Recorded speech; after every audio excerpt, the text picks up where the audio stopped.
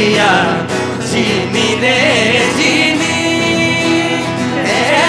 राम नाम रस भीनी चदरिया जीनी रे जीनी, राम नाम रस भीनी चदरिया जीनी रे जीनी।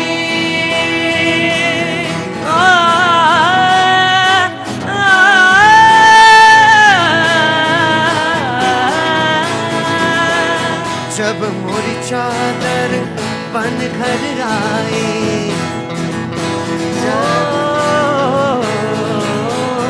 जब मोरी चादर बन घर आए, रंग रेज को दी, जब मोरी चादर बन घर आए, रंग रेज को दी, हो ऐसा रंग रंगा रंग देने, ऐसा रंग रंगा रंग देने, प्रभु के रंग रंग दीनी चदरिया जीनी रे जीनी,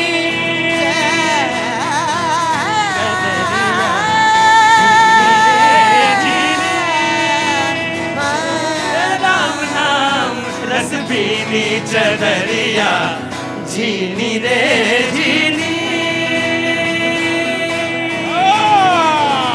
भारत माता की, भारत माता की। बहुत बहुत शुक्रिया, थैंक यू सो मच। सच तो ये है, चदरिया झीनी रे झीनी। बहुत बहुत शुक्रिया, thank you so much AV brothers, Akshay, Vikas, Karan, Rahul, बहुत बहुत शुक्रिया, थैंक यू सो मच आपका यहाँ पर एंटरटेन करना और अपने जो संगीत है उससे कहीं ना कहीं कोई ना कोई संदेश देके यहाँ पर लोगों को प्रस्तुत करना। बहुत बहुत शुक्रिया, थैंक यू सो मच। बातचीत के सिलसिले को आज शुरू करने के लिए एक बार फिर से मैं आपके बीच में हाजिर हूँ। 35 वर्षों से बिहार में दर दर भटकते हुए मोदी सरकार नई दिल्ली से गुहार लगाने आया हूँ, कृपया कर हमें बचा लो, न्याय दो। क्या नाम है साहब आपका? ताराचंद शाह। ताराचंद शाह। तारा चंद शाह। ताराचंद शाह। कहाँ से आए हैं बिहार में? पश्चिम चंपारण के। पश्चिमी चंपारण से हैं। बहुत सारे वो लोग जो आज नए शरीक हो रहे शो में, उन सब का बहुत बहुत शुक्रिया, थैंक यू सो मच। जी कहाँ से आना हुआ आपका? पहाड़गंज से आया। पहाड़गंज से, तो बहुत पास में ही है, यहीं से दिखता है, देखो तो दिखाई पड़ता है, बिल्कुल पास में ही दिखाई देता है। बहुत दिल से लगा कि आज का अच्छा मेरे साथी आए हुए हैं, मैंने बोला आज मेरे साथ चलो, हाथ दिखा के लाते हैं। बहुत जैसे पिता बोलते हैं बच्चों से कि चलो आज तुमको मेला घुमा के लाते हैं, तो वैसे ही आज भैया जी घुमा। आपका कहाँ से आना हुआ? बांग्लादेश से। बांग्लादेश दिखे की नाम? नुसरत जहान तान्हा। तान्हा तान्हा को भी बालो लागचे में आपने शरीक हुए, बहुत बहुत शुक्रिया, थैंक यू सो मच। तो कुछ बांग्लादेश से, वो कल भी कोई था बांग्लादेश का यहाँ पे, तो कैसे आना हुआ इधर से?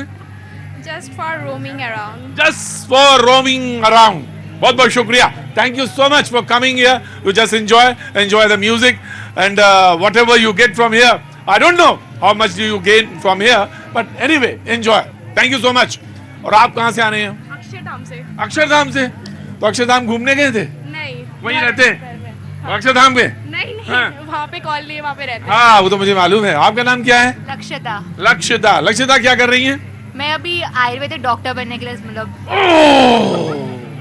आयुर्वेदिक डॉक्टर, क्या बात है। पहले तो इनके लिए, दोनों के लिए बहुत क्लैप करिए, बहुत बहुत शुभकामनाएं। आयुर्वेदिक डॉक्टर बनना चाहते हो और आप क्या कर रही हैं? मैं अभी ड्रॉप ईयर में हूँ, अगले साल दोबारा एग्जाम के लिए अपीयर होंगी। किसके लिए? नीट। नीट के लिए। बहुत बहुत शुक्रिया, दोनों लोगों को बहुत बहुत शुभकामनाएं। एक आयुर्वेदिक डॉक्टर बन रहा है, एक नेक्स्ट ईयर नीट पे, और थोड़ा सा फोकस करेंगे तो हो ही जाएगा, ऐसा कुछ नहीं है। एंजॉय करिए, रिलैक्स। कुछ कहना भी है आयुर्वेद के बारे में? कुछ कहना है? अभी तो फर्स्ट से मेरी क्लासेस स्टार्ट होंगी। अच्छा, क्लासेस स्टार्ट हो गई, तो पास आइए, थोड़ा इधर आइए, इस रस्सी के पास आइए। स्टार्ट होंगी 1 नवंबर से। 1 नवंबर से स्टार्ट होंगी, तो कभी जब मौका लगे इधर दोबारा आने का, तो मुझे जरूर बताइएगा कि क्लास में पहले लेक्चर में क्या बोला गया आयुर्वेदिक को लेकर, आयुर्वेद को लेकर क्या बोला गया, मैं जानना चाहता हूँ। पूरी दुनिया में इस समय आयुर्वेद की चर्चा है और आयुर्वेद के बारे में लोग जानना चाहते हैं। जी जनाब, कहाँ से आना हुआ आपका? बीना मध्य प्रदेश। बीना मध्य प्रदेश से। सागर जिला। सागर जिला, बहुत बहुत स्वागत है। कुछ कहना है? मध्य प्रदेश चुनाव, मध्य प्रदेश की राजनीति, मध्य प्रदेश में चुनाव की बयार पर? बहुत बढ़िया चल रहा है मध्य प्रदेश में। चल रहा है मतलब? बहुत बढ़िया शासन चल रहा है ना बीजेपी का, मामा जी का। अच्छा, बढ़िया चल रहा है। 20 साल पुरानी घटनाएं सब याद करते हैं, वोट बीजेपी में डालते हैं। वो सड़क नहीं थी, वो पानी नहीं था, वो बिजली नहीं थी, वो सब याद आते हैं। आज की युवा पीढ़ी तो सारी भूल गई। तो वो पुरानी दिन याद करते हैं और डालते हैं। लेकिन इस बार चुनाव थोड़ा सुनना कठिन है। नहीं नहीं, कोई कठिन नहीं है, टक्कर बराबर की है, मगर सरकार मामा की बनेगी। सरकार मामा की बनेगी। और आप कहाँ से आना हुआ साहब? वाल्मीकि नगर चंपारण से। अरे बाप रे बाप, बिल्कुल नेपाल बॉर्डर पे। जी जी। बहुत बहुत स्वागत है। कुछ कहना चाहते हैं आप? बस 14 से पहले का देश और आज के देश में बहुत फर्क है, और इस कनॉट प्लेस का बहुत बड़ा फर्क है। कनॉट प्लेस में जो नया नया चीज बना है, जो सुंदरता बढ़ी है, और पूरे देश में जो हालात सुधरे हैं, तो 2014 का। अरे एक सेंटेंस बोल, एक सेंटेंस काफी था। क्या नाम है आपका? रामेश्वर। यही कहना था, मोदी जी जब से आए बहुत अच्छा लग रहा है, इतना ही कहना था। उसमें कहा वो 14, 19, 24, 23, 22, 16 का पहाड़ा, 8 का फेल, 9 दर्जा।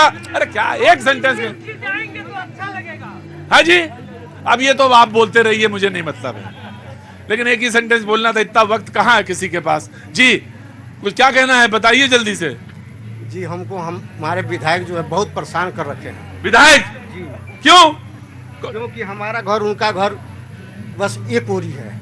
80% झगड़े जो हैं इस देश में पड़ोसियों और पड़ोस के खेत, मेड़ और मेड़ पर बंटवारे को लेकर है। 80% लड़ाई झगड़ा। बताइए, अब आप आए कह रहे विधायक जी नहीं समझ रहे हैं, और विधायक जी नहीं मानने को तैयार। कौन सा जगह, गांव कौन सा है? मच्छरगावा। मच्छरगावा। तो समझ में नहीं आ रही उन्हें बात, या उन्होंने आप जो बता रहे हैं वो आप पड़ोसी हैं, तो क्यों नहीं समझ रहे बात? वो बात को अपने धन के बल पर गरूर है उनका। धन के बल पर? जी। चलिए भाई, अब दूसरे पक्ष तो मौजूद नहीं तो कैसे बात कर लें, लेकिन समझना चाहिए। और मैं तो ये कहता हूं कि आप विधायक हैं तो आपकी जिम्मेदारी ज्यादा बनती है, और अपने पड़ोसी की समस्या जरूर सुननी चाहिए और उसे हल करना चाहिए, बहुत जरूरी है। जी जी जनाब। आपका प्रोग्राम बहुत दिनों से देखता था, तो मैं रोहिणी में रहता हूँ, स्पेशली आपका प्रोग्राम देखने के लिए आया हूँ। अच्छा, देखने के लिए। क्या नाम है साहब आपका? मेरा नाम कैलाश चंद्र गुप्ता। कैलाश चंद्र गुप्ता जी रिटायर्ड बैंकर हूँ। रिटायर्ड बैंकर हैं। बहुत बहुत स्वागत है सर, और आपको भी जो पर्व आ रहे हैं उसकी बहुत बहुत शुभकामनाएं गुप्ता जी। प्रोग्राम मुझे टीवी में सबसे अच्छा लगता है। अब पता नहीं क्यों अच्छा लगता है, ये तो मुझे नहीं मालूम क्यों अच्छा लगता है, लेकिन कोई कारण जरूर होगा कि आपको प्रोग्राम अच्छा लगता है। नमस्ते। बहुत कुछ सोच रहे हैं क्या? मैं बस अभी 2 मिनट में लौट के आया। जो मेहमान हमारे साथ मौजूद हैं उनसे तारुफ कराता हूं। राकेश सिंह जी बीजेपी का पक्ष रखने के लिए मौजूद है, बहुत बहुत शुक्रिया। टीना करमबीर कांग्रेस का पक्ष रखने के लिए मौजूद है, बहुत बहुत शुक्रिया। अभिषेक तिवारी जी आम आदमी पार्टी का पक्ष रखने के लिए मौजूद है। सूर्या मैथिल राजनीतिक विश्लेषक हमारे साथ मौजूद हैं, बहुत बहुत शुक्रिया। सैयद जवाद साहब राजनीतिक विश्लेषक हमारे साथ मौजूद हैं, बहुत बहुत शुक्रिया। स्वाति जी बहुत बहुत शुक्रिया, राजनीतिक विश्लेषक, thank you so much. Runjhun भैया बिहार के, बहुत बहुत शुक्रिया, thank you so much. Arora ji बहुत बहुत स्वागत है आपका भी, थैंक यू सो मच। और तमाम सारे त्योहार जो हैं आने वाले हैं वो सबकी बहुत बहुत शुभकामनाएं। मोदी जी ने एक बात कही, और वो ये कहा कि ये जो दहन है और जो दूर करना है समाज से, वो ये कि जातिवाद और क्षेत्रवाद के नाम पर देश को बांटने की कोशिश हो रही है। क्षेत्रवाद और दूसरी जातिवाद, इसको बांटने की कोशिश हो रही है और इसको खत्म करना है। दुनिया में, देश में कुछ लोग ऐसे हैं जो नहीं चाहते कि भारत खड़ा हो। इस पर बातचीत का सिलसिला पहले शुरू करेंगे और धीरे धीरे बातचीत आगे बढ़ाते जाएंगे। जो लोग जुड़ना चाहते हैं वो अपनी बात कहेंगे और हाथ खड़ा करेंगे। जी, सबसे पहले कांग्रेस जी। देखिए, आज मोदी जी को अचानक से याद आया क्योंकि चुनाव सर पर हैं। आज उनको याद आया कि जातिवाद खत्म होना चाहिए, तो 9 साल से क्या कर रहे थे? अब मैं ये पूछना चाहती हूँ, जब इस देश के अंदर लगातार शिविर में दलित मौत हो रही है, दलितों की मौत हो रही है, उनके लिए उन्होंने क्या प्रावधान किया? अब तक ये सत्ता में बैठे हैं, लेकिन आज भी जाति के नाम पर लगातार रोहित वेमुला इस देश ने खोया है। और दलित स्कॉलर, और बार बार क्या कहा गया कि वो तो दलित ही नहीं है, इस तरीके की राजनीति की गई। और लगातार देश के प्रधानमंत्री अपनी जाति बताते हैं खुद आकर, जिसे कहें कि अपनी जाति, जब वो सीएम बने तो उन्होंने अपनी जाति को कन्वर्ट कर लिया ओबीसी में, जबकि वो वैसे समुदाय में जन्मे हुए थे। मैं कहना ऐसा कोई कर सकता है क्या? कर सकते हैं, क्यों नहीं कर सकते? अब मैं कल को सीएम बन जाऊं तो मैं भी कर दूं। मैं तो ये आज एक नई चीज पता चली। तो क्या, हाँ जी, हाँ, ये सवाल वाजिब है। पहले कांग्रेस ने ऐसा ही किया है, वैश्यों को एससी बना दिया, एसटी बना दिया, नौकरियां लगवा दी, इसलिए उनको एक अजब सी बहस है कि मैं ये जानना चाहता हूं कि क्या कोई ऐसा कर सकता है कि हम देश में अगर मुझे ताकत आ जाए तो हम अपने को ओबीसी में शामिल कर लें। ऑफ कोर्स मैं आया, योर टर्न। इन्होंने तो नेहरू को गांधी कर दिया, इससे बड़ा बात क्या होगा? इससे बड़ा बात क्या होगा? और जो दादाजी पारसी थे, पुत्र से पिता का चलता है रिवाज, तो इंदिरा जी बन गए इंदिरा गांधी, राजीव गांधी। अरे वो कहाँ गए जिनका कब्र इलाहाबाद में है? तो आपने भी तो परिवर्तन किया, कोई भी तथ्यात्मक रूप से गलत नहीं, ठीक है, आपने जो कहा वो बात है जी। तो जिसके बाद ताकत आ जाती है वो ओबीसी भी बन सकता है, एससी भी बन सकता है, एसटी भी बन सकता है। और समाज में ये किया इसलिए गया था कि सामाजिक एकता, समानता, समरसता हो। तो सवाल ये है कि हम बनना क्या चाह रहे थे और बने क्या? सर, आपने जातिवाद और क्षेत्रवाद कहा। हाँ। कांग्रेस ने देश आजाद होने के बाद हिंदुओं को भाषा के आधार पे बांटा है। ये साउथ में हिंदी को भाषा के नाम पर राज्यों का बंटवारा हुआ, ये कह रहे जवाब साहब, कोई गलत नहीं कहा इन्होंने। ये हिंदुओं को भाषा के नाम पे बांटा है। कर्नाटक के हिंदुओं को, हिंदुओं को बांटा है, ये बात तो आपने आगे बढ़ाई, लेकिन मैं इतना भाषा के नाम पर बंटवारा जरूर हुआ जी। मुझे लगता है मोदी जी को एनिलेशन ऑफ कास्ट पढ़नी चाहिए। मैं उनको ये बुक रिकमेंड इसलिए कर रही हूँ, मुझे लगता है कि पढ़ी, जब जाति की समझ तब होगी जब आप, ऐसा नहीं है कि जिस जाति में जन्मे हो तभी आपको जाति की समझ होगी, आपने जाति का दंश झेला है तभी आपको जाति की समझ होगी। मुझे लगता है अगर बाबा साहब की वो बुक अगर वो पढ़ लेते तो मुझे नहीं लगता कि उनको सामाजिक समरसता या इस तरीके की बातचीत करनी पड़ती। राइट, मैं आ रहा हूँ आराम से, वन बाई वन। ये बात आराम से, अरे नाराज नहीं होते, अरे आराम से, मैं समझ गया मैंने। अरे मुझे, अरे ठीक है, मैं वन बाई वन एक करके बोलेंगे। बात सवाल ये है कि आपने कहा कि अगर आप मुख्यमंत्री बन जाएं, प्रधानमंत्री बन जाएं, तो आप ओबीसी भी हो सकते हैं, आप एससी भी बन सकते हैं, एसटी भी बन सकते हैं। और ये बड़ी अजीब सी बात है, लेकिन कही गई आज मंच से जी। धन्यवाद प्रतीक जी, और पूरे देश को भारत माता की जय, वंदे मातरम। और बहन ने ना बहुत अच्छा मुद्दा उठाया कि दलितों का सीवर वाला मुद्दा जो होता है। तो मैं एक बात बता देता हूं, 2022-23 के बजट में भारत सरकार नरेंद्र मोदी जी ने national action for mechanised sanitary ecosystem योजना में 100 करोड़ का फंड आवंटित किया है। वो क्या कारण है कि भैया सीवर जो है वो सफाई होनी चाहिए, मानव रहित। और दूसरी चीज, ये किस बात की बात कर रहे हैं? एक बात जरूर कहा करिए, मैं इस बात का हमेशा हिमायती हूं, जब बात कहा करिए पूरी कंप्लीट कहा करिए। लेकिन सुप्रीम कोर्ट ने भी कुछ दिन पहले कहा है कि अगर कोई हादसा होता है तो इतना का मुआवजा आपको देना पड़ेगा।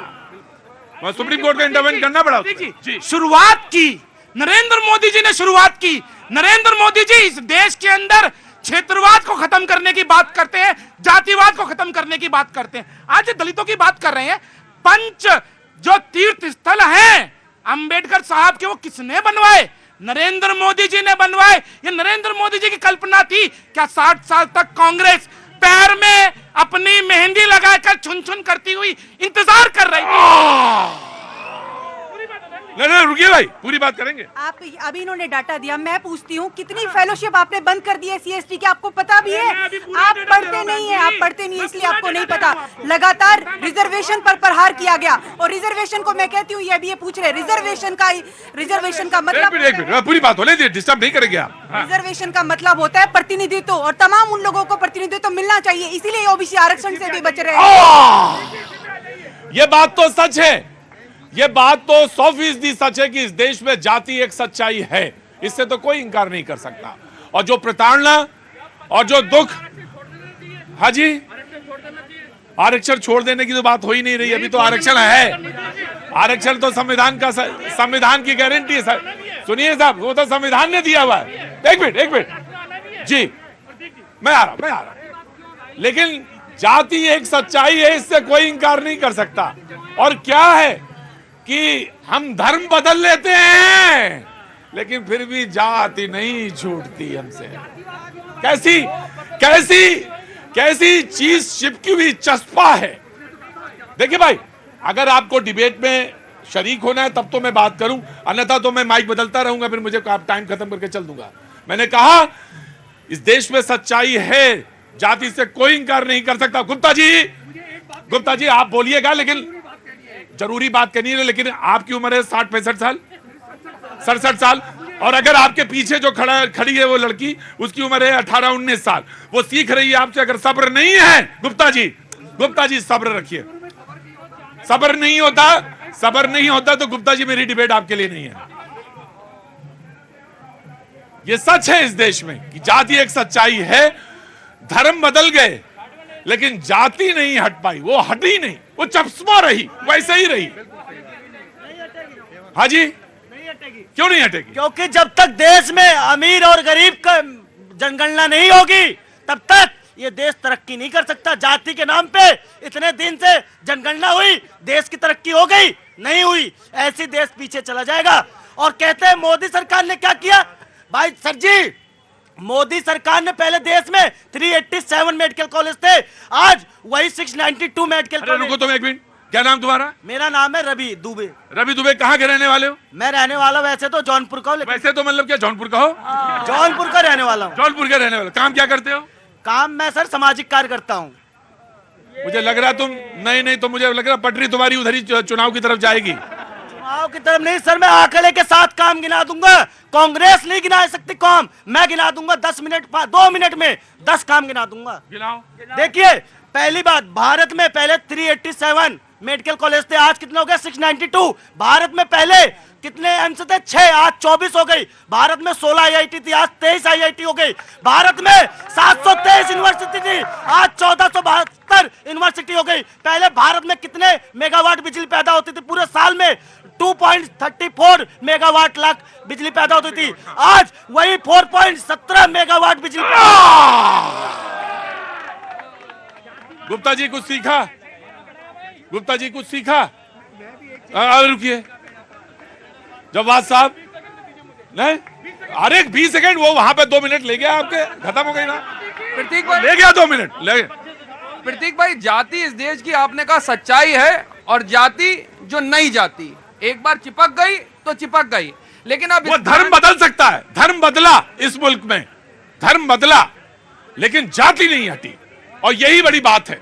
एक तरफ यह कहा जा रहा है कि क्षेत्र और जाति को तोड़ो, खत्म करो, देश को जोड़ो, और एक तरफ कहा जा रहा नहीं, जातियों की जनगणना होनी चाहिए। उसी के ऊपर मुद्दा उठाते हुए जी देखिए, माननीय प्रधानमंत्री जी का ये स्टेटमेंट आरक्षण विरोधी है और बहुत ज्यादा खतरनाक भी है। इस देश में जात के आधार पर ही आरक्षण है और कई जगह पर क्षेत्र के आधार पर है, और अगर ये सच्चाई नहीं है तो माननीय प्रधानमंत्री ने जाति बता करके मंत्रालय और पोर्टफोलियो क्यों बांटे थे?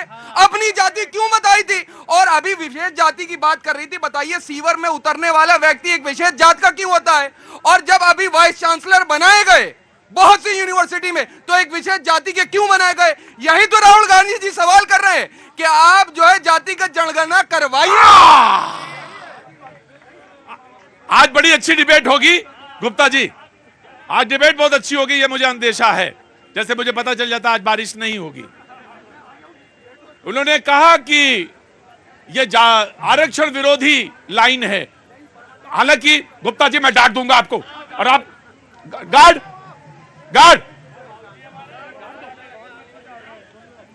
मतलब उम्र का ख्याल रखिएगा बस गुप्ता जी। आरक्षण विरोधी है लाइन ये जब्बार साहब ने कहा।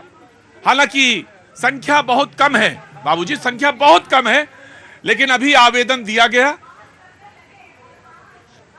वो कर्मचारियों के लिए जो हमारी आप सबके लिए सेवा में ऑफिसेज में रहते हैं, उसमें सारी जाति, हालांकि अभी संख्या बहुत कम है, MA पास भी उसमें थे, और वो लोग भी आए थे जो लोग कहते रहे कि हमारा काम तो ये नहीं है, हमारा काम तो कुछ और है समाज में, वो सारे लोग शामिल। हालांकि संख्या बहुत कम है अभी भी, लेकिन एक दर्शक ने कहा कि इस देश में अमीर और गरीब के बीच में बात होनी चाहिए, ना कि जात और क्षेत्र पर। मैं आया, पहले इनका राइट जी, जब बात वाली बात ले ली, आगे बढ़ा दी हमने। ये अंदाजा लगाइए जब आप- कितनी बेरोजगारी, इससे ये अंदाजा लगाइए कि बेरोजगारी कितनी चरम पे है कि एक पढ़ा लिखा एमए पास पीएचडी पास एक पियोन की नौकरी के लिए तरस रहा है, और भारतीय जनता पार्टी के लोग जो है आज भी इस चीज को मानने को तैयार नहीं है कि देश के अंदर 45 साल की अब तक की सबसे ज्यादा भयंकर बेरोजगारी है। उस डाटे को भी जो है ये नकरा देते हैं।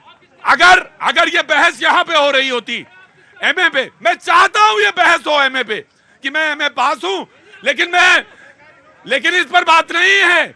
मैंने लाइन इसलिए खींची थी कि वो एमए पास थे, और एमए पास कई सारे लोग थे, लेकिन वो गए किसी जाति विशेष के लोग थे जो कहा कि मुझे भी नौकरी अब यही करनी है, मैं भी वो कर लूंगा जो बरसों से पीढ़ियों से वो लोग करते आ रहे हैं।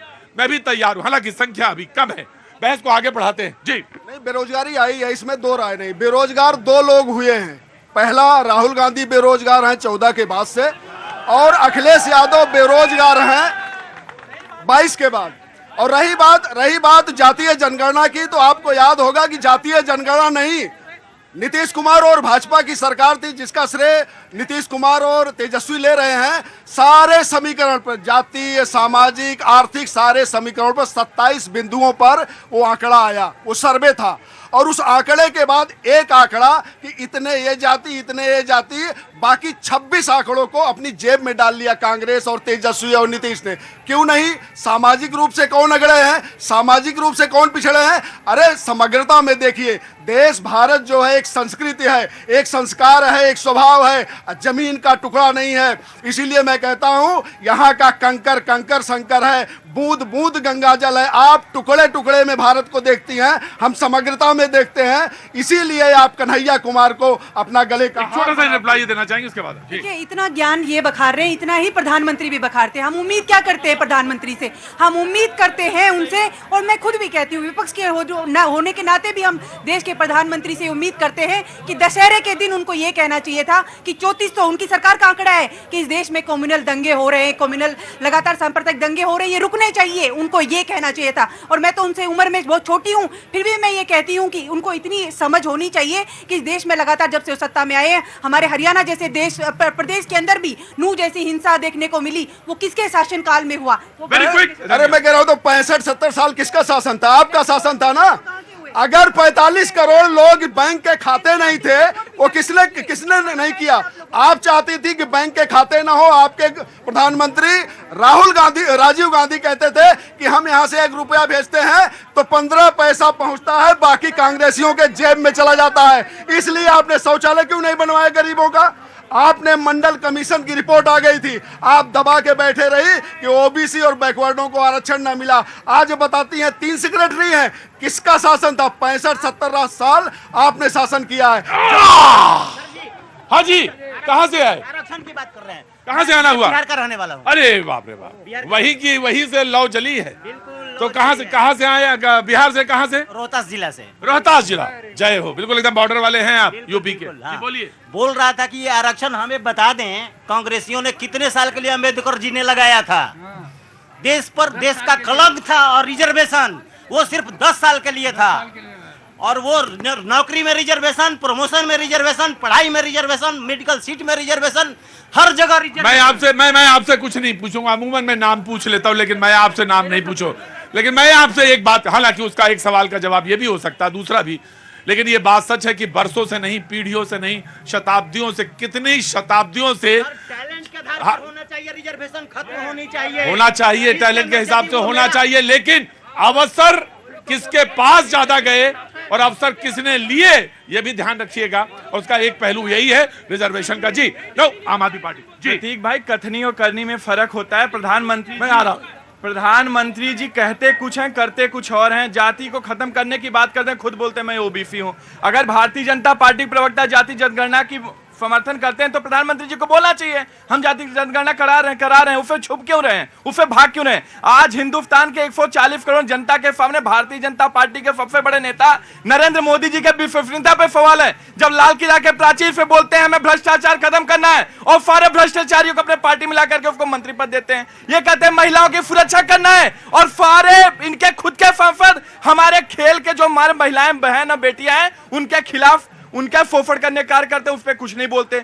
उन हमारे बेटियों के इनके खुद के नेता हत्या करने का कार्य करते उस पर कुछ नहीं बोलते। जब ये कहते हैं कि हिंदुस्तान के अंदर ये सब खत्म होना चाहिए तो खुद को और अपने जितने भी नेता इनके मंत्री उस पर जात पे आधार पर क्यों बांटते हैं, यह सवाल। जी मैं आया बिल्कुल आया जी, वेरी क्विक। सर आप बात कर रहे थे एमए की, अरे आपने 370 लगाकर कश्मीर में दलित पीएचडी कर लेता था, लेकिन कहते थे तुमको चपरासी भी नहीं बनने देंगे, तुमको सिर्फ नाली साफ करना है। ये 370 आपने लगा के दलितों का आरक्षण का अधिकार छीना था।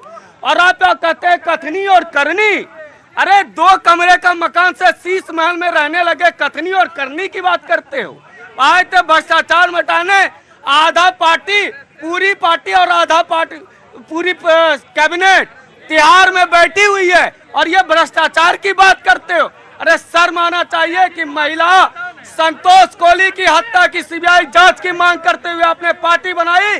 जैसे अब सत्ता में आए संतोष कोहली को भूल गए। और सच जवाब भाई कह रहे थे जाति, मोदी जी ने तो जाति गिना, उन्होंने कहा 2 जाति है, एक अमीर एक गरीब, और 38 करोड़ गरीबों को हमने अमीर में बनाया, गरीबी उनकी खत्म की। ये होना चाहिए। प्रतीक भाई आप जो बात कह रहे हैं मैं कई जगह पे आपकी बात से सहमत हूँ। जातिवाद भी खत्म होना चाहिए, यही कह रहे हैं ना, और क्षेत्रवाद। मैं कह रहा हूँ जुमलेवाद भी खत्म होना चाहिए। 2014 से जो जुमलेबाजी चल रही है देश के सामने, उसको खत्म होने की जरूरत है। देश के अंदर अगर बात होना चाहिए तो लोगों के हितों की बात होना चाहिए। राइट जी, हाँ बोलिए। क्या सर मैं आप पहले तो आपसे एक मेरी बहुत सबसे बड़ी गिला है, फ्राइडे को आपने एक सबसे बड़ी पार्टी है बीजेपी, तो बीजेपी सारी पार्टी का जवाब देगी 10 चोर एक साथ है। फिर आप बोलते मैं सच्चाई बोलता हूँ, आप ये बोलते हो जब मैं किसी को मैं चोर हूँ, मैं चोर नहीं बोला, आप बोलते मेरे न्यूज में आप चोर नहीं बोलोगे। जैसे केजरीवाल चोर है तो चोर को चोरी बोलना पड़ेगा ना, कांग्रेस चोर है तो चोरी बोलना पड़ेगा। आपका ये गिला रहता है कि चोर नहीं बोले, तो जब सच्चाई कैसे सामने आएगी पहले बताओ आप। जी जी कैसे आएगी उसका, अगर हमने कहा है कि बिल्ली के गले में घंटी बांधेंगे तो हम बताएंगे कैसे बांधी जाएगी। भाई बस देखिए अब भाई आप सुनेंगे तब तो बता पाएंगे, लेकिन अगर आप ज्ञानी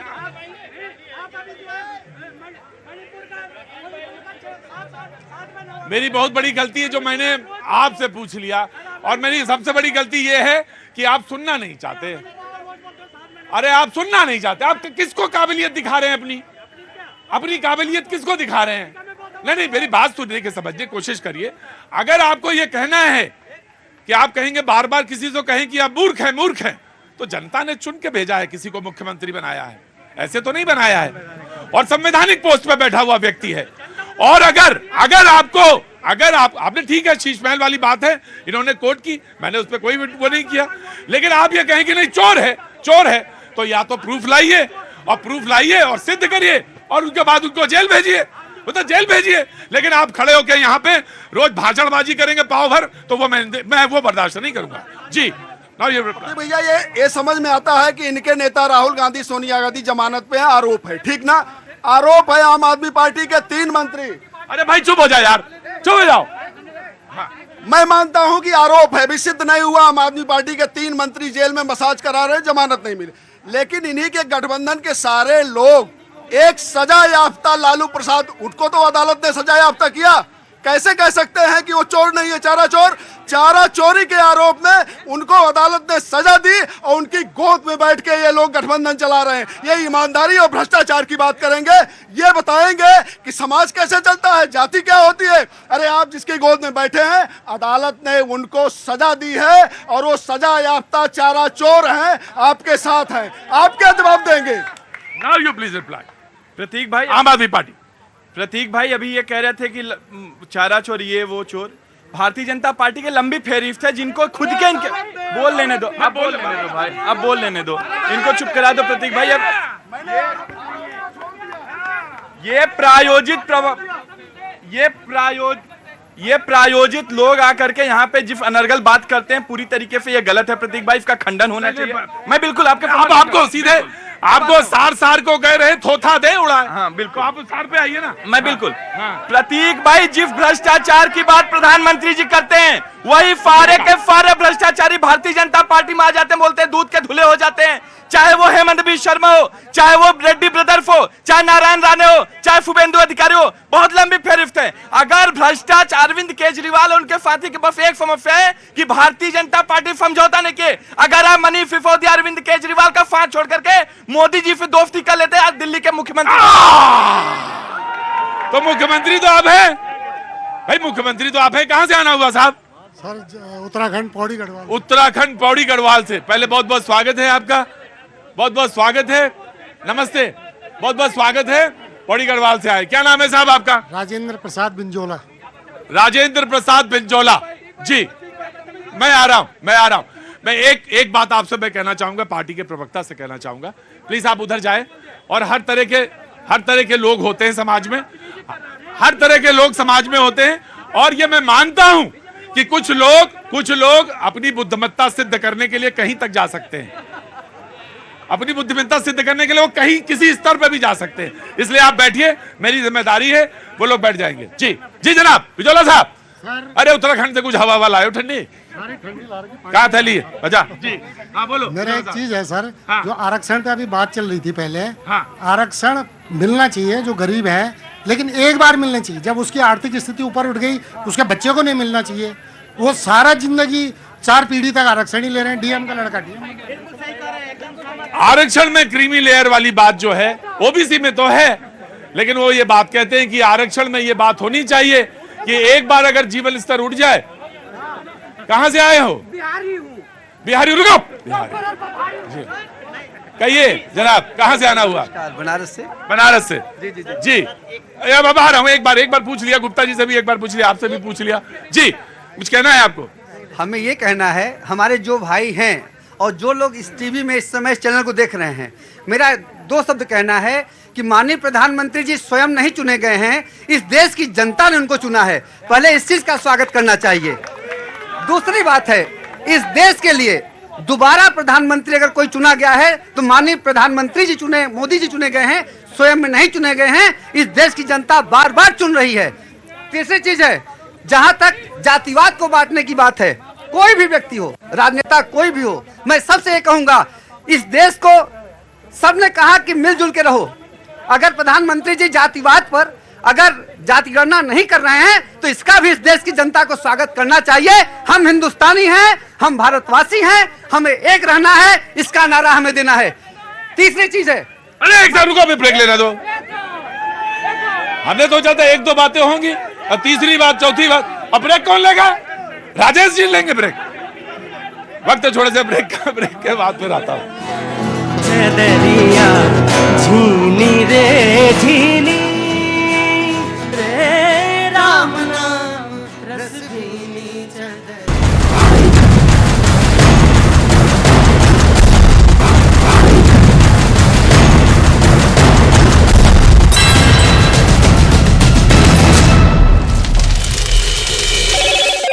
हेलो मोटो। मोटोरोला भारत का सबसे अच्छा 5G स्मार्टफोन ब्रांड। सीरिया सेना के 5वें बख्तरबंद डिवीजन के मुख्यालय को निशाना बनाया। इजराइल और हमास के बीच जारी जंग के बीच अमेरिका के सैनिकों पर हमले तेज। इराक में 10 बार और सीरिया में 3 बार हमलों का दावा किया गया। गाजा में बंधक बनाए गए लोगों के परिवारों से मिले संयुक्त राष्ट्र के महासचिव एंटोनियो गुटेरेस। जर्मनी और फ्रांस के विदेश मंत्रियों से भी मुलाकात की। अमेरिका के न्यूयॉर्क में संयुक्त राष्ट्र मुख्यालय के बाहर गाजा में बंधन बनाए गए लोगों के परिवारों में प्रदर्शन किया। पीड़ित परिवारों ने हमास से अपनों को छुड़ाने की मांग की। हमास के कब्जे से मुक्त एक बंधक के परिवार ने हमास के आतंकियों पर बंधकों के साथ मारपीट का आरोप लगाया। कहा, आतंकियों ने बंधकों के साथ अमानवीय व्यवहार किया है। जॉर्डन के अमान में इजराइल के दूतावास के बाहर सैकड़ों लोगों ने फिलिस्तीन के समर्थन में प्रदर्शन किया है। प्रदर्शन कर रहे लोगों ने फिलिस्तीन के समर्थन में नारे लगाए। मलेशिया के प्रधानमंत्री ने गाजा में इजराइल के हमले की निंदा की। फिलिस्तीन के समर्थन में निकाली गई रैली में शामिल हुए। गाजा में इजराइल की सेना के हवाई हमले जारी। हमले में कई लोग घायल। घायलों का गाजा में इंडोनेशिया अस्पताल में इलाज हो रहा है। हमास और इजराइल के युद्ध के बीच गाजा में ईंधन की कमी की वजह से कई अस्पताल बंद होने की कगार पर हैं। कई अस्पतालों में इमरजेंसी मशीन बंद होने का खतरा है। फ्रांस के राष्ट्रपति ने फिलिस्तीन के राष्ट्रपति महमूद अब्बास से मुलाकात की। फिलिस्तीन के राष्ट्रपति ने इजराइल के हमलों को रोकने की गुहार लगाई। फिलिस्तीन के लिए फ्रांस के राष्ट्रपति इमैनुअल मैक्रों ने राहत पैकेज का ऐलान किया। इमैनुअल मैक्रों ने 7 अक्टूबर को इजराइल में हमास के हमले को बड़ी त्रासदी बताया। फिलिस्तीन के दौरे पर पहुंचे फ्रांस के राष्ट्रपति इमैनुअल मैक्रों का लोगों ने विरोध किया। रमल्ला की सड़कों पर सैकड़ों लोग जमा हुए। संयुक्त में इजराइल और गाजा के बीच जारी युद्ध में अमेरिका की कार्रवाई का रूस ने विरोध किया। साथ ही जल्द से जल्द युद्ध विराम की मांग की है। संयुक्त राष्ट्र में मानवीय मामलों ने प्रतिनिधि ने गाजा में अब तक की मदद को बताया न काफी। बोले अब भी ईंधन समेत बड़ी मदद की जरूरत है। गाजा में ईंधन की किल्लत पर इजराइल की सेना का बड़ा दावा। कहा हमास के कब्जे में 5 लाख लीटर से अधिक ईंधन। गाजा को ईंधन नहीं दे रहा है हमास। युद्ध के बीच इजराइल ने गाजा को ईंधन देने से इनकार कर दिया है। साफ बंधकों को छोड़ने के लिए हमास से ईंधन देने की मांग रखी थी। गाजा में किसी भी वक्त शुरू हो सकता है इजराइल की सेना का ग्राउंड ऑपरेशन। गाजा के आसपास आईडीएफ के जवान तैनात। इजराइल की सेना ने की लेबनान बॉर्डर की घेराबंदी। टैंक और बख्तरबंद गाड़ियों की हुई तैनात। इजराइल की सेना के हमले में हिजबुल्लाह के 8 कमांडर की मौत। अब तक 39 पहुंचा है मौत का आंकड़ा। तेल अवीव पर हमास के बड़े हमले का खतरा बरकरार। शहर में लगातार बज रहे हैं रॉकेट वार्निंग सायरन। हमास के कब्जे में इजरायली बंधक का वीडियो आया सामने। बेटे को देख छलक पड़े हैं मां के आंसू। सुरक्षा परिषद में अमेरिकी विदेश मंत्री एंटनी ब्लिंकन की अपील। का बंधकों को रिहाई के लिए सुनिश्चित प्रयास करें सभी देश। सुरक्षा परिषद में अमेरिका का बयान। एंटनी ब्लिंकन बोले हम ईरान से युद्ध नहीं चाहते लेकिन अपने अधिकारियों की रक्षा करेगा अमेरिका। वेस्ट बैंक में फिलिस्तीन के लोगों और इजराइल के सैनिकों के बीच झड़प। इजराइल की सेना के खिलाफ हुई नारेबाजी। युद्ध की वजह से इजराइल की अर्थव्यवस्था पर पड़ा असर। क्रेडिट एजेंसी ने नेगेटिव दी एयर रेटिंग। अमेरिकी रक्षा मुख्यालय पेंटागन का बयान। पश्चिमी एशिया पहुंचा F-16 लड़ाकू विमानों का स्क्वाड्रन। पश्चिमी एशिया पर अमेरिकी रक्षा मुख्यालय पेंटागन का बड़ा बयान। थार्ड और पेट्रियल एयर डिफेंस मिसाइल सिस्टम की तैनाती की कही बात। इराक और सीरिया में अमेरिकी सैनिकों के ठिकानों पर हमला। एक हफ्ते में 24 अमेरिकी सैनिक हुए घायल। इराक में ईरानी समर्थक संगठन ने अमेरिकी सैनिकों को दी है धमकी। इजराइल के समर्थन की वजह से निशाना बनाने की कही बात। जिद्दा में सऊदी अरब के क्राउन प्रिंस से मिले अमेरिका के राष्ट्रपति जो बाइडेन। दोनों के बीच इजराइल हमास युद्ध पर चर्चा हुई। इजराइल हमास युद्ध पर अमेरिकी मीडिया का बड़ा दावा। सऊदी अरब ने इजराइल पर दागी कई मिसाइल को मार गिराया। सऊदी अरब के विदेश मंत्री का बयान। गाजा में बमबारी से पीड़ित है फिलिस्तीन के नागरिक। अंतर्राष्ट्रीय समुदाय पर लगाया चुप रहने का आरोप। इजराइल के ऊर्जा मंत्री का बड़ा बयान। नाजियों पर मुकदमा चलाने के लिए विशेष अदालत की मांग की। गाजा में 24 घंटे में 700 लोगों की गई जान। फिलिस्तीन के स्वास्थ्य मंत्रालय का दावा। इजराइल के हमले में 300 बच्चों की भी जान गई है। हूती विद्रोहियों पर पेंटागन का बड़ा दावा। इजराइल पर दागी गई मिसाइलों को इंटरसेप्ट करने की कही बात। इजराइल हमास युद्ध पर कनाडा के विदेश मंत्री जस्टिन ट्रूडो का बयान। मानवता के लिए युद्ध बंद करने का किया आह्वान। इजराइल के हमले पर गाजा की मीडिया का बड़ा दावा। 12,000 टन बारूद से हमले की कई बात। हिरोशिमा भी खतरनाक है यह हमला। बंधकों की रिहाई पर आईडीएफ का बयान। कहा हम हमास के नरसंहार को भूल नहीं सकते। हमास ने बच्चों, बुजुर्गों, महिलाओं को बंधक बनाया था। इजराइल हमास युद्ध में इजराइल के समर्थन में आया जर्मनी। संयुक्त राष्ट्र सुरक्षा परिषद ने कहा पूरे विश्व की परीक्षा ले रहा है यह संघर्ष। इजराइल में फंसे ऑस्ट्रेलिया के लोगों को निकालने की कोशिश जारी। पश्चिमी एशिया में 2 और विमान भेजा जाएगा ऑस्ट्रेलिया की तरफ से। इजराइल हमास युद्ध पर ऑस्ट्रेलिया का बड़ा बयान। ऑस्ट्रेलिया के चांसलर ने गाजा के हालात के लिए हमास को जिम्मेदार बताया। इजराइल हमास युद्ध पर अमेरिका की नजर। व्हाइट हाउस का बयान। युद्ध बढ़ने पर पश्चिमी एशिया में फंसे लोगों को निकालने की होगी कोशिश। इजराइल हमास युद्ध पर अमेरिका का बयान। अभी युद्ध विराम से सिर्फ हमास को फायदा मिलेगा। मानवीय सहायता और बंधकों की रिहाई कोशिश जारी रहेगी। गाजा पट्टी में मदद पहुंचाने के लिए WHO ने किया युद्ध विराम का आह्वान। का सुरक्षा में कमी की वजह से सहायता पहुंचने में हो रही है दिक्कत।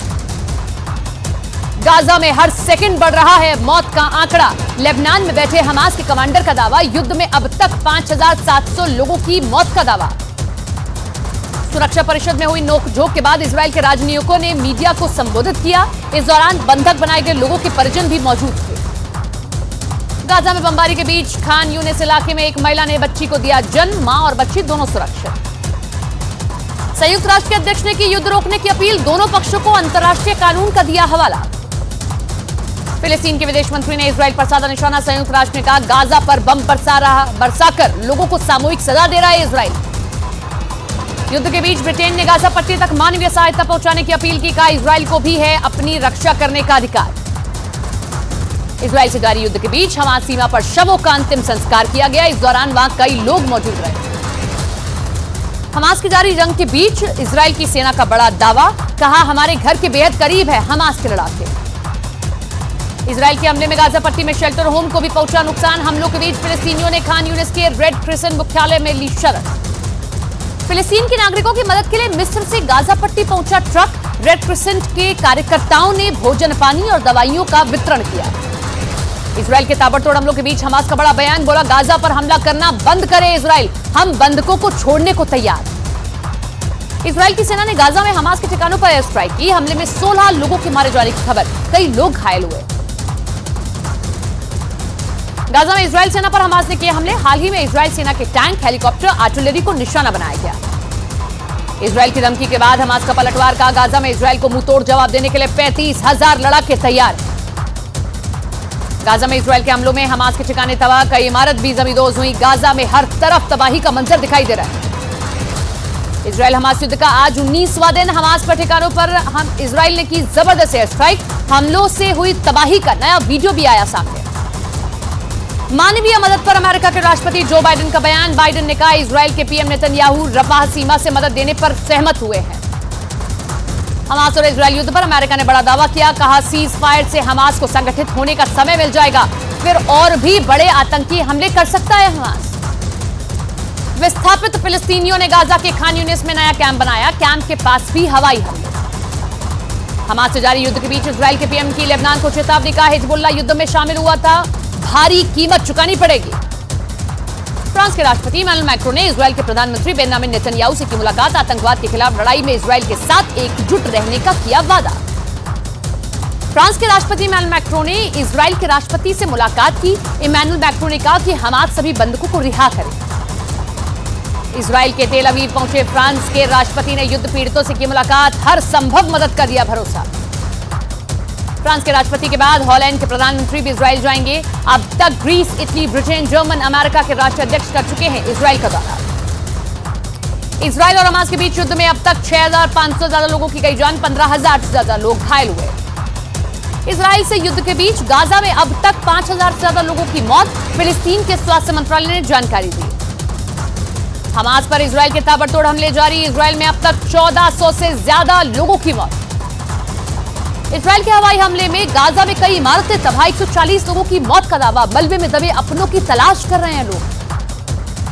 मानवीय सहायता की तीसरी खेप गाजा पहुंची। दवाइयों और खाने के सामान और जरूरत की चीजों से भरे 20 ट्रक रफा बॉर्डर के जरिए गाजा पहुंचे। हेलो मोटो। मोटोरोला भारत का सबसे अच्छा 5G स्मार्टफोन ब्रांड पेश करते हैं बड़ी खबर। गाजा में जंग के बीच हिजबुल्लाह और हमास की लेबनान में बड़ी बैठक। हिजबुल्लाह प्रमुख और हमास के डिप्टी चीफ के साथ फिलिस्तीनी इस्लामिक जिहाद के प्रमुख ने की बात। यूएन महासचिव के मुताबिक अचानक नहीं हुआ हमास का अटैक। भड़के इजरायल ने यूएनएससी पर उठाए सवाल। कहा पीड़ित को ही दोषी ठहराने वाले यूएन महासचिव इस्तीफा दें। केंद्रीय कैबिनेट की किसानों को सौगात। खाद पर मिलने वाली सब्सिडी रहेगी जारी। यूरिया के दामों में भी नहीं होगी बढ़ोतरी।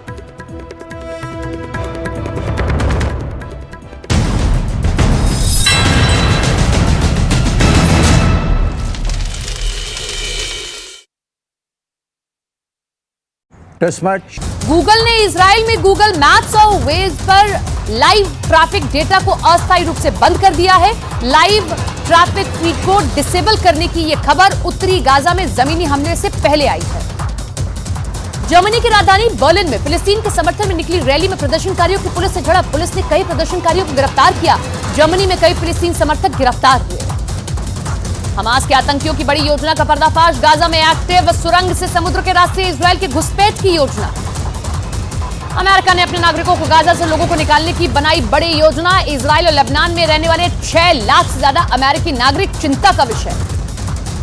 गाजा के डॉक्टरों ने दी चेतावनी, बिजली न मिलने से बड़े पैमाने पर हो सकती है लोगों की मौत। हमास के दक्षिण इजराइल में रॉकेट से हमले जारी, आम नागरिकों को निशाना बना रहा है हमास। युद्ध के बीच आईडीएफ का दावा, नागरिकों की सुरक्षा के लिए इजराइल की सेना का जारी रहेगा ऑपरेशन। गाजा सीमा के नजदीक इजराइल के भीषण हमले जारी, हवाई हमलों के साथ साथ जमीनी जंग के लिए इजराइल के तोप, टैंक, सेना की गाड़ियां अलर्ट मोड पर। लेबनान की मिडिल ईस्ट एयरलाइंस ने अपने विमानों को सरप्राइज जॉर्डन की तरफ भेजा, बेरूत हवाई अड्डे पर हमलों के अलर्ट के लिए फैसला लिया। गाजा में अस्पतालों में बुरा हाल, मीडिया रिपोर्ट्स में दावा किया गया कि गाजा के अस्पतालों में 24 में से 8 अस्पताल में काम नहीं हो रहा है। फ्रांस कनाडा की जांच एजेंसियों का दावा, अल अहली अस्पताल पर रॉकेट हमला गाजा से हुआ, लॉन्च पॉइंट की दूरी अस्पताल के 5 किलोमीटर के दायरे से ज्यादा नहीं थी। हमास के लड़ाकों ने 7 अक्टूबर को हमले के बाद छोटे छोटे बच्चों के स्कूल बैग में भी बम छिपा कर रखे थे। इजराइल की सेना ने किसूफिम इलाके से बच्चे के इस बैग को बरामद किया। हमास की एक और आतंकी साजिश नाकाम, हमास के लड़ाके इजराइल से भागने से पहले शवों के नीचे बम छिपा कर गए थे ताकि शवों को हटाते वक्त वहां धमाका हो जाए। इजराइल के जमीनी ऑपरेशन पर अमेरिका की नजर, अमेरिका प्रशासन परेशान है कि इजराइल गाजा में जमीनी अभियान शुरू करने के लिए तैयार नहीं है। युद्ध के 19वें दिन इजराइल की हमास को कड़ी चेतावनी, हमास को खत्म करने के लिए गाजा में जल्द ही जमीनी जंग का ऐलान किया गया। हमास का समर्थन करने पर संयुक्त राष्ट्र के महासचिव का इजराइल ने किया विरोध, इजराइल के विदेश मंत्री ने एंटोनियो गुटेरेस से किया इस्तीफे की मांग। इजराइल के विदेश मंत्री ने यूएन महासचिव को दिया जवाब, बोले इजराइल में हमास के हमले में मारे गए बच्चों पर क्यों चुप है यूएन में इजराइल के राजदूत का भी महासचिव पर हमला, बोले यूएन के महासचिव ने इजराइल के पीड़ितों का अपमान किया है। यूएन के महासचिव एंटोनियो गुटेरेस ने इजराइल पर हमास के हमलों का किया समर्थन, बोले हमास ने बेवजह नहीं किया हमला। संयुक्त राष्ट्र प्रमुख एंटोनियो गुटेरेस ने गाजा में इजराइल के हमलों की निंदा के साथ ही इजराइल के हमले को मानवीय कानून का उल्लंघन बताया। संयुक्त राष्ट्र में भारत ने इजराइल और हमास युद्ध पर चिंता जाहिर की और कहा कि युद्ध में बड़ी संख्या में आम लोगों की मौत से भारत चिंतित है। अमेरिका ने इजराइल और गाजा के बीच सीज फायर का विरोध किया। व्हाइट हाउस के राष्ट्रीय सुरक्षा परिषद के प्रवक्ता जॉन किर्बी का कहना, गाजा में सीज फायर से हमास को फायदा होगा। यूएन में ईरान ने फिलिस्तीन का समर्थन करते हुए अमेरिका पर निशाना साधा, साथ ही गाजा में इजराइल के हमलों की निंदा की है। गाजा में हमास के ठिकानों पर इजराइल की सेना के ताबड़तोड़ हमले हैं जारी, गाजा का दावा, फिलिस्तीन के खिलाफ घातक हथियार इस्तेमाल कर रहा है इजराइल। फिलिस्तीन के जेनिन में शरणार्थी शिविर पर इजराइल की ड्रोन ने बरसाए रॉकेट, हमले में 3 लोगों की मौत की खबर। फिलिस्तीन के जेनिन में हमले में मारे गए लोगों पर इजराइल की सफाई का, सेना ने आतंकियों को निशाना बनाते हुए किया था हमला। इजराइल के लड़ाकू विमानों ने सीरिया के सैन्य ठिकानों पर हमला किया, इजराइल की सेना ने एक के बाद एक कई रॉकेट दागे। इजराइल की सेना के ताबड़तोड़ हमले में सीरिया की सेना को बड़ा नुकसान, सीरिया सेना के 5वें बख्तरबंद डिवीजन के मुख्यालय को निशाना बनाया। इजराइल और हमास के बीच जारी जंग के बीच अमेरिका के सैनिकों पर हमले तेज, इराक में 10 बार और सीरिया में 3 बार हमलों का दावा किया गया। गाजा में बंधक बनाए गए लोगों के परिवारों से मिले संयुक्त राष्ट्र के महासचिव एंटोनियो गुटेरेस, जर्मनी और फ्रांस के विदेश मंत्रियों से भी मुलाकात की। अमेरिका के न्यूयॉर्क में संयुक्त राष्ट्र मुख्यालय के बाहर गाजा में बंधन बनाए गए लोगों के परिवारों में प्रदर्शन किया, पीड़ित परिवारों ने हमास से अपनों को छुड़ाने की मांग की। हमास के कब्जे से मुक्त एक बंधक के परिवार ने हमास के आतंकियों पर बंधकों के साथ मारपीट का आरोप लगाया, कहा आतंकियों ने बंधकों के साथ अमानवीय व्यवहार किया है। जॉर्डन के अमान में इजराइल के दूतावास के बाहर सैकड़ों लोगों ने फिलिस्तीन के समर्थन में प्रदर्शन किया है। प्रदर्शन कर रहे लोगों ने फिलिस्तीन के समर्थन में नारे लगाए।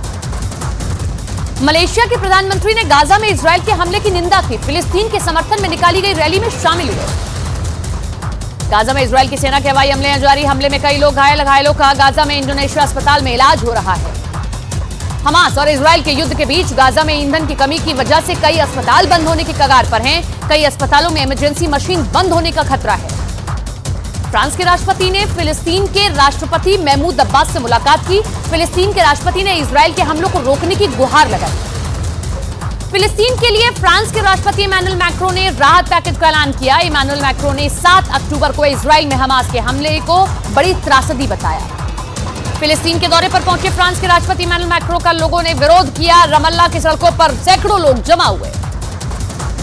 संयुक्त में इजराइल और गाजा के बीच जारी युद्ध में अमेरिका की कार्रवाई का रूस ने विरोध किया, साथ ही जल्द से जल्द युद्ध विराम की मांग की है। संयुक्त राष्ट्र में मानवीय मामलों ने प्रतिनिधि ने गाजा में अब तक की मदद को बताया न काफी, बोले अब भी ईंधन समेत बड़ी मदद की जरूरत है। गाजा में ईंधन की किल्लत पर इजराइल की सेना का बड़ा दावा, का हमास के कब्जे में 5 लाख लीटर से अधिक ईंधन, गाजा को ईंधन नहीं दे रहा है हमास। युद्ध के बीच इजराइल ने गाजा को ईंधन देने से इनकार कर दिया है साफ, बंधकों को छोड़ने के लिए हमास से ईंधन देने की मांग रखी थी। गाजा में किसी भी वक्त शुरू हो सकता है इजराइल की सेना का ग्राउंड ऑपरेशन, गाजा के आसपास आईडीएफ के जवान तैनात। इजराइल की सेना ने की लेबनान बॉर्डर की घेराबंदी, टैंक और बख्तरबंद गाड़ियों की हुई तैनात। इजराइल की सेना के हमले में हिजबुल्लाह के 8 कमांडर की मौत, अब तक 39 पहुंचा है मौत का आंकड़ा। तेल अवीव पर हमास के बड़े हमले का खतरा बरकरार, शहर में लगातार बज रहे हैं रॉकेट वार्निंग सायरन। हमास के कब्जे में इजरायली बंधक का वीडियो आया सामने, बेटे को देख छलक पड़े हैं मां के आंसू। सुरक्षा परिषद में अमेरिकी विदेश मंत्री एंटनी ब्लिंकन की अपील, का बंधकों को रिहाई के लिए सुनिश्चित प्रयास करें सभी देश। सुरक्षा परिषद में अमेरिका का बयान, एंटनी ब्लिंकन बोले हम ईरान से युद्ध नहीं चाहते, लेकिन अपने अधिकारियों की रक्षा करेगा अमेरिका। वेस्ट बैंक में फिलिस्तीन के लोगों और इजराइल के सैनिकों के बीच झड़प, इजराइल की सेना के खिलाफ हुई नारेबाजी। युद्ध की वजह से इजराइल की अर्थव्यवस्था पर पड़ा असर।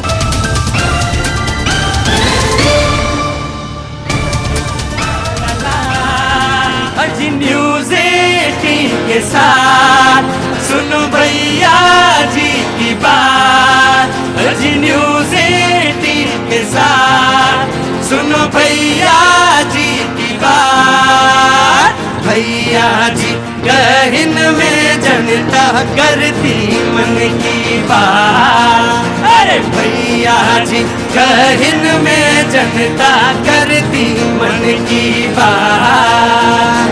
नेताजी तैयार, यहाँ जनता भी तैयार, अजी नेता है तैयार, यहाँ जनता भी तैयार। भैया जी और बाजी मिलकर पूछे रोज सवाल, अरे भैया जी और बाजी मिलकर पूछे रोज सवाल। भारत माता की।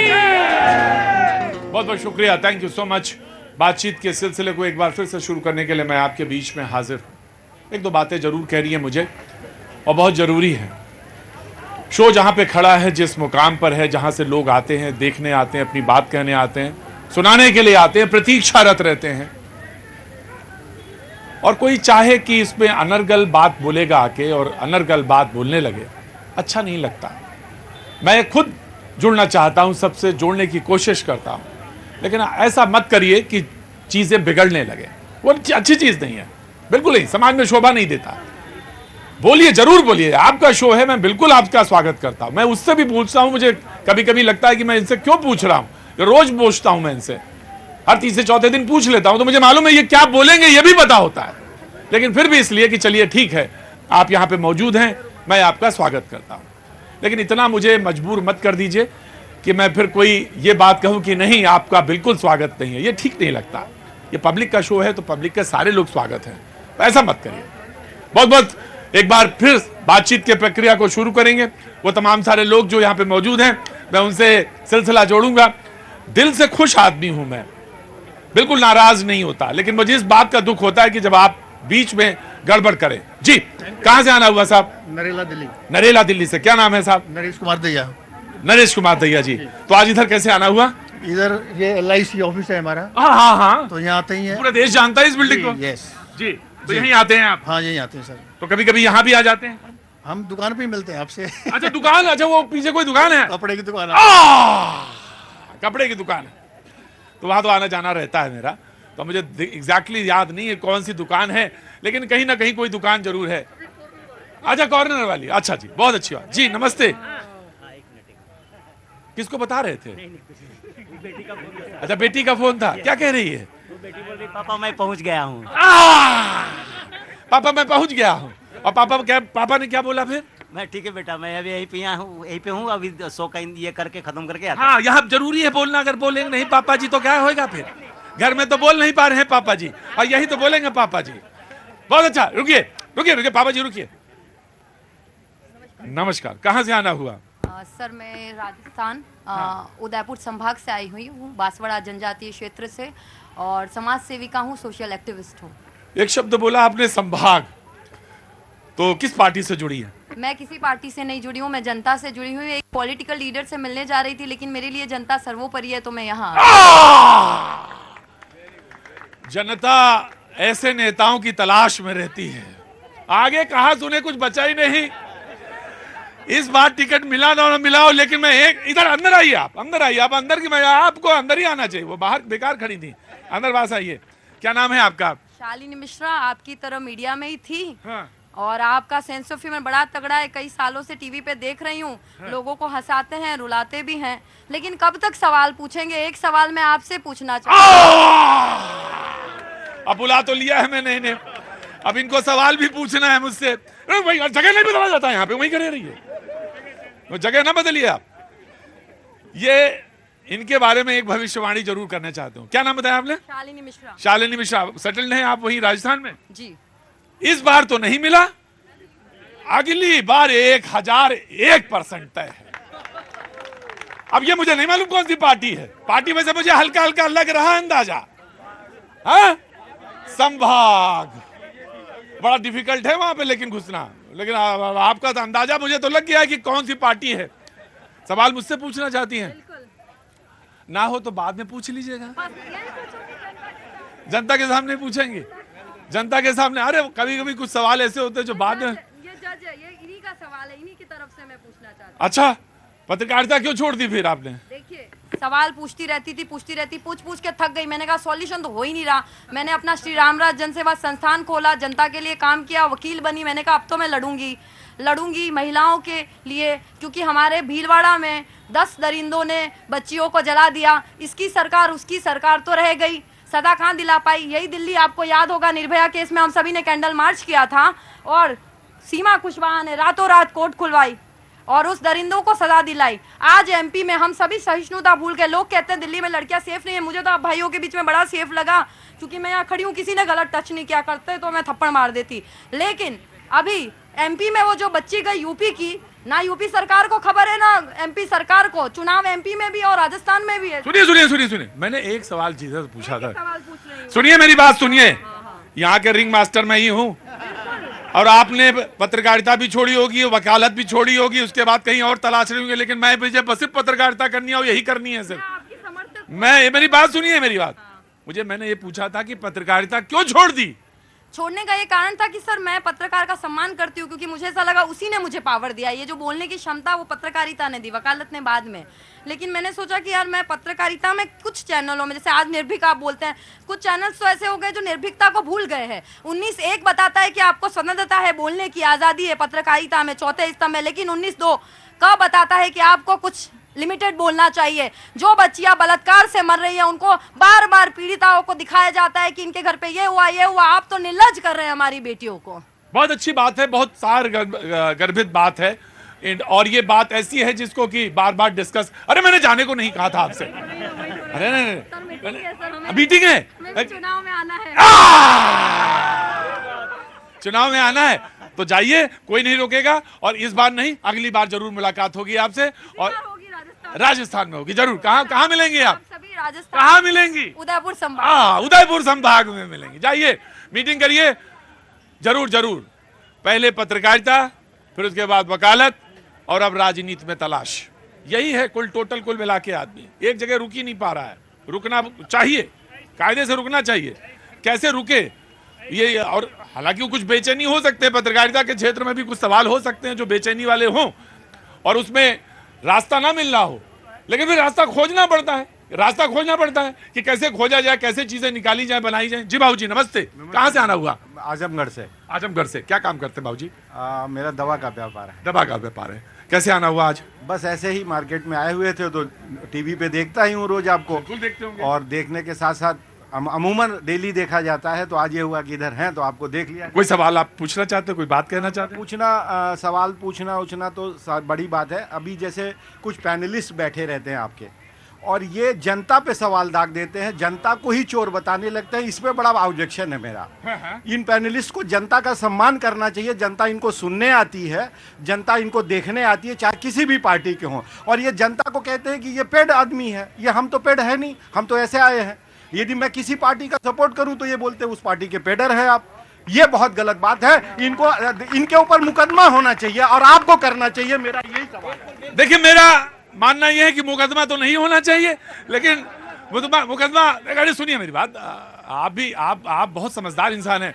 मुकदमा सबसे आखिर में होना चाहिए, जब ना समझे कोई, है ना, जब बिल्कुल एकदम कोई बात समझाते ना समझ में आए, तब मुकदमा होना चाहिए। ऐसे नहीं जल्दी मुकदमा। अरे ना, अरे सब अपने भाई हैं और कोई सारे लोग सीखने की प्रक्रिया में, मैं खुद सीखने की प्रक्रिया में हूँ, सीख ही रहा हूँ। अभी तक हो गए 27 साल। हाँ, तो अभी तो कईयों को मार के ही मरूंगा, ऐसा नहीं मरूंगा जल्दी। और कुछ लाए हैं? हम तो लाए क्या, देखो ये एक ही बात कहेंगे, हाँ। चलती दुकान देखकर खुल गई है मीडिया की बहुत दुकान, लेकिन भैया जी कहें से ज्यादा अच्छा नहीं है किसी मीडिया का सामान। अच्छा, दुकान अगर चल रही है तो अच्छा ही तो अपना भाई तो कर रहा है काम। नहीं, ऐसा नहीं, ये कंपटीशन है। कंपटीशन में आवाज हो रही है ज्यादा, काम कुछ नहीं हो रहा। तो मैंने क्या बोला अभी तक? एक सेंटेंस नहीं बोला अभी तो, कोई काम का नहीं। आज इतना थैला भर लेके सामान आए थे, ये सोचा था सब उलट देंगे, जाके उल्टी कर देंगे पूरी। एक को सवाल नहीं पूछा मैंने इनसे, पूछना ही नहीं था। पूछ रहा आपसे था मैं। कहाँ से आना हुआ? मैं पटना से हूँ। पटना से। नमस्कार साहब। मैं एसपी हक नाम मेरा है। मेरा नाम क्या बताया आपने? एसपी हक। एसपी हक जी। मैं फार्मास्यूटिकल कंपनी में जोनल मैनेजर था जी, फार्मास्यूटिकल कंपनी में जी। और मैं लास्ट 3 डेज से आपके शो में हाजिर हूँ जी। मेरा एक ही सवाल है पैनलिस्ट से भी, हाँ। कि जो भी बोलिए जनता के लिए बोलिए और अच्छी बात बोलिए, पॉजिटिव बात बोलिए। और पॉलिटिक्स में यस और नो लगा रहता है, लेकिन ज़्यादा अच्छा है कि सब भाईचारगी से चला जाए। भाईचारगी से चला जाए, बहुत अच्छी बात है साहब आपने कही। ऐसा बोलिए कि हमारे कोई पार्टी, आप पार्टी के हो सकते हैं, हम कोई बीजेपी के हो सकते हैं, कोई कांग्रेस का हो सकता है, लेकिन वो बोलिए जो बेहतर हो। जी, आज आप नहीं बोली ना, खाना तो हजम ही नहीं होगा आज। बोलिए।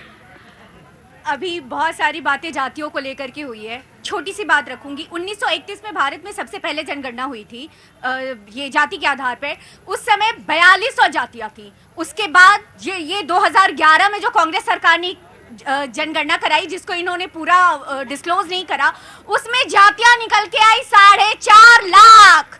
अब ये तब तक जनगणना ये होती रहेगी जब तक हम जितने क्षुद्र ग्रह है ना पूरे ब्रह्मांड में उतने हिस्सों में नहीं बट जाएंगे, तब तक ये जातीय जनगणना। मतलब वो जो तमाम क्षुद्र से मतलब है जो तमाम छोटे छोटे ग्रह हैं। बिल्कुल, जब तक हम उतने छोटे छोटे टुकड़ों में इलेक्ट्रॉन, प्रोटॉन, न्यूट्रॉन में नहीं बट जाएंगे, तब तक ये क्योंकि वो शब्द जो आपने बोला ना, तो एकदम से मैंने उसको कैच किया कि मैंने वो क्या शब्द बोल दिया आपने। तो आपका कहने का मतलब था छोटे छोटे जितने तमाम सारे नक्षत्र तारा मंडल हैं, तब तक ये होती रहेगी। बोलने से पहले सोचा करिए हर शब्द पे स्ट्रेस कितना देना हो, कहाँ देना हो, कितना देना है, क्योंकि ये पत्रकारिता का क्लास भी है, समझ लीजिएगा जी। ठीक है, कहने का सिर्फ यही तात्पर्य कि जब उतनी कम जातियों में बटे हुए थे, तो भी आज हम जाति के आरक्षण की बात कर रहे हैं, तो हम और टुकड़ों में बट जाएंगे तो हमारा विकास कैसे होगा? जी बोलिए। मैं ये कहना चाहता हूं कि मोदी जी की जो बात कर रहे हैं आप क्षेत्रवाद, जातिवाद की, तो मैं आपको बता दूं वो जिस परिवेश से आए हैं 1939 से वहां न जाति पूछी जाती है न क्षेत्रवाद पूछा जाता है। वहां हिंदू तत्व की विचारधारा सिखाई जाती है और अखंड भारत का लक्ष्य है। बहुत अच्छा, ठीक है जवाब साहब, बिल्कुल मैं आ रहा हूं। भाई मुझे लगता है हमारे जो विद्वान प्रवक्ता हैं वो शायद ये भूल जाते हैं कि लोकसभा के अंदर भी जो हमारे एमपी चुन करके आते हैं उनकी भी सीटें रिजर्व हैं। तो बताइए कब जल्द से जल्द खत्म करेंगे? क्योंकि पढ़ना नहीं है और भ्रमित करना जो है जनता का काम, जो है जनता को जो है वो भारतीय जनता पार्टी करा रहे हैं। आरक्षण इस देश की सच्चाई है और एक बार